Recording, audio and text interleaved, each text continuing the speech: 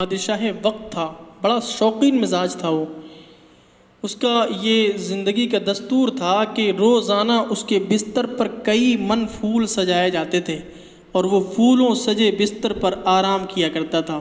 ایک دن اس کے گھر کی نوکرانی جو گھروں میں کام وغیرہ کرتی ہیں، صفائی کی غرض سے جب اس کے روم میں آئی، کمرے میں آئی، دیکھ کر اس کا دل خوش ہو گیا اور اس کے دل میں خیال آیا کہ میں بھی تو دیکھوں کہ بستر پر نیند کیسی آتی ہے، پھولوں والے بستروں پر نیند کیسی ہوتی ہے۔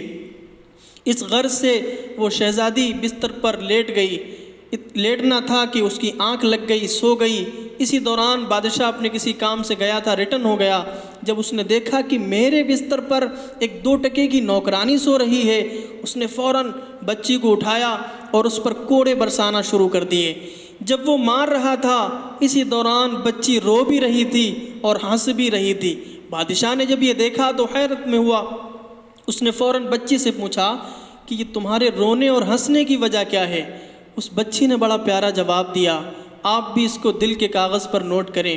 اس نے کہا، حضور، رو تو اس لیے رہی ہوں کہ آپ کے کوڑوں سے تکلیف ہو رہی ہے، اور ہنسی اس بات پہ آ رہی ہے کہ جو میں چند لمحے اس بستر پر سوئی تو مجھے اتنی سزا مل رہی ہے، اتنی تکلیف میں ہوں میں اس وقت، جو پچھلے کئی سالوں سے پھولوں کے بستر پر سوتا ہوا آ رہا ہے، اس کو کتنی سزا ملے گی۔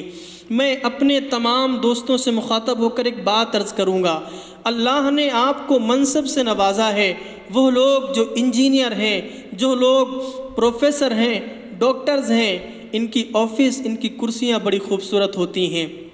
کبھی اگر آپ کی کرسی پر یا آپ کے بستر پر، آپ کی درسگاہ پر کوئی طالب علم یا کوئی جونیئر یا کوئی نوکر آ کر بیٹھ جائے، اس کو سزا مت دینا، اپنے دل میں یہ تکبر مت کرنا کہ میری کرسی اور ایک 2 ٹکے کا نوکر اس پر آرام کر رہا ہے، 2 ٹکے کا بندہ اس پر بیٹھا ہوا ہے۔